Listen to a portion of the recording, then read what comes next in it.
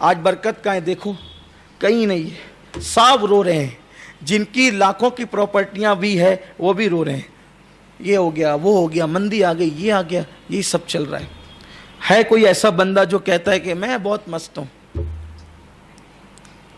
برکت اٹھ گئی، اور جہاں نماز نہیں ہوگی وہاں برکت نہیں ہوگی۔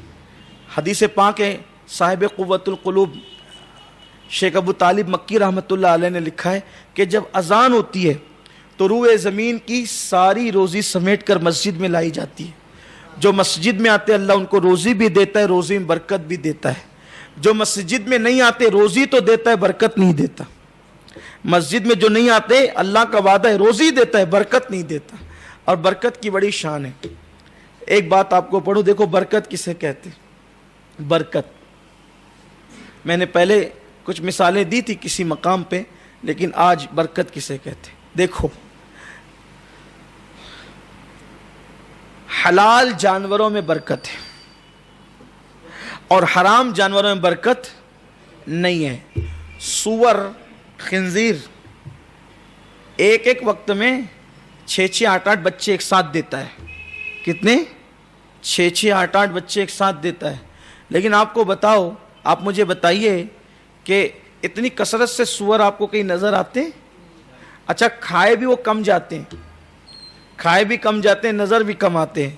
اور بکری ایک بچہ دیتی ہے اور زیادہ سے زیادہ 2 بچے دیتی ہے، ٹھیک ہے، لیکن بکریوں کی کتنی تعداد ہے؟ اگر ابھی آپ باہر نکلیں تو 4 6 بکریاں یوں ہی آپ کو دکھائی جا سکتی ہیں، اور اس کے بعد کٹتی کتنی ہیں؟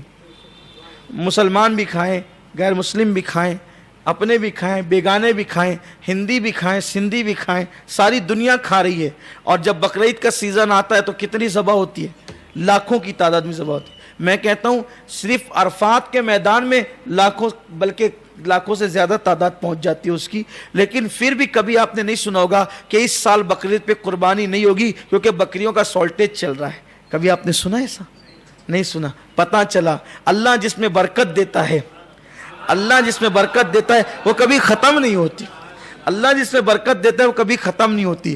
یاد رکھنا، نماز پڑھو، اللہ روزی میں برکت دے گا۔ پہلے ایک آدمی کماتا تھا، پورا گھر کھاتا تھا، ابھی پورا گھر کماتا ہے پھر بھی لے دے مچی رہتی ہے، برکت نہیں، پریشان ہے۔ کیونکہ اللہ کے رسول نے فرمایا کہ جو نماز چھوڑ دے گا اللہ اس کی روزی سے برکت اٹھا لے۔ برکت بہت بڑی چیز ہے۔ آپ دیکھیے اولیاء اللہ کے پاس بظاہر آمدنی کے بہت سارے ذرائع نہیں تھے، اولیاء اللہ کے پاس آمدنی کے بہت سارے ذرائع نہیں تھے، مگر ان کے خانقاہوں سے لنگر تقسیم ہوتا تھا اور پتہ نہیں چلتا تھا کہ کہاں سے آ رہا ہے، پتہ نہیں چلتا تھا کہ کہاں سے آ رہا ہے، بٹتا تھا، آج بھی بٹ رہا ہے، ان کے نام سے بٹ رہا ہے، تقسیم ہو رہا ہے۔ تو اللہ رب العزت نماز کی برکت سے روزی میں برکت دیتا ہے۔ نماز پڑھیے، اللہ روزی میں برکت دے گا، لیکن نماز روزی کے لیے مت پڑھیے گا۔ یہ بات بھی آپ سے خاص کہنا چاہتا ہوں، بہت بڑی چیز سے بہت چھوٹی چیز مت مانگا کرو۔ نماز اللہ کے لیے پڑھو کہ اللہ ملے۔ جب اللہ تعالیٰ کا قرب نصیب ہوگا تو ساری نعمتیں یوں ہی نصیب ہو جائے گی۔ وہ آپ نے بار بار واقعہ سنا ہے، اس کا میں اعادہ نہیں کروں گا، صرف اشارہ دوں گا کہ اللہ کی رضا چاہیے، اللہ کا قرب چاہیے، اللہ کی معرفت چاہیے۔ خدا مل جائے، من کان للہ کان اللہ لہ، جو اللہ کا ہو جاتا ہے پوری کائنات اس کی ہو جاتی ہے۔ ایک مرتبہ سلطان محمود غزنوی نے جو ہے وہ اعلان کیا کہ ہمارے یہاں محل میں خوشی آئی ہے کہ بیٹا پیدا ہوا ہے، تو اس محل کے اندر جتنی قیمتی چیزیں ہیں جو جس پہ ہاتھ رکھے گا وہ اسی کو دے دیں گے۔ محل کے اندر میرے آپ کی طرح جیسے لوگ تھے، مطلبی لوگ، تو وہ سب کے سب شو پیس اور قیمتی قیمتی چیزیں لوٹ مار کرنے لگے۔ لیکن ایاز جو تھا نا، اللہ تعالیٰ سے دعا ہے کہ اللہ تبارک و تعالیٰ ہمیں اس کا ایاز بنا دے، ہمیں اس کے محبوب کا ایاز بنا دے۔ تمثیلاً عرض کر رہا ہوں کہ کیا وہ ایاز تھا یار، وہ بیٹھا رہا، اس نے کچھ نہیں لوٹا۔ جب سب لوٹ مار کے اٹھا چکے تو لوگ بالکل مذاقیہ لب و لہجے میں اس کو دیکھنے لگے کہ اتنا بیوقوف ہے، یہ ایڑا تو نہیں ہو گیا یہ ایاز، کہ اتنا حسین موقع تھا، اب بادشاہ کا بچہ پیدا بھی ہوگا تو پہلا بچہ تو نہیں ہوگا. پہلے بچے کی جتنی خوشی ہوتی ہے, سارے بچوں کی خوشی باپ کو ہوتی ہے, لیکن اتنا اظہار نہیں ہوتا ہے. صحیح ہے نا؟ پہلے بچے میں آپ کے یہاں بھی سسرال میں مٹھائی گئی, بھائیوں کے یہاں گئی, بہنوں کے یہاں گئی, دوستوں کے یہاں گئی, دوسرا آیا تو پتہ بھی نہیں چلا, اب بیٹی آئی تو اور بھی پتہ نہ چلے. لوگوں کا حال یہ ہے. حالانکہ سارے بچوں سے پیار سب سے یکساں کرنا چاہیے, لیکن ایک فطری چیز ہوتی ہے. بلکہ اگر ایک بچے کو بوسہ دیا ہے نا, اب بازو میں دوسرا بیٹھا ہے تو اس کو بھی دینا چاہیے.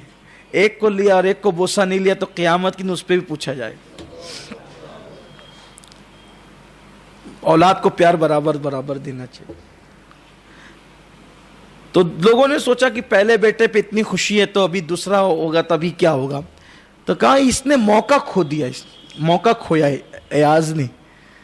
تو ایاز سے پھر لوگوں نے کہا ایاز تم کچھ نہیں اٹھائے, تم نے کچھ نہیں لیا. تو ایاز کہتے ہیں کہ اب ہم لینے جا رہے ہیں, اب ہم لینے جا رہے ہیں. تو کہا کہ اب بچا ہی کیا ہے کہ جو لیں گے, اب بچا ہی کیا ہے جو آپ لیں گے. وہ گئے اور جانے کے بعد بادشاہ قریب ہو کر کے کہا کہ بادشاہ آپ اپنا جملہ دہرائیں. بادشاہ نے کہا اس محل میں قیمتی چیز پر جو ہاتھ رکھے گا وہ قیمتی چیز اس کی ہو جائے گی.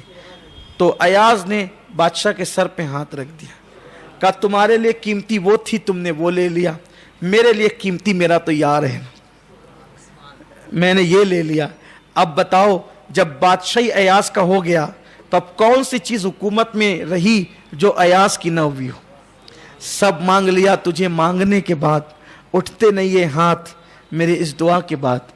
جب ایاز ہی محمود ہی اپنا ہو گیا, بادشاہ ہی اپنا ہو گیا, تب بچا کیا ہے؟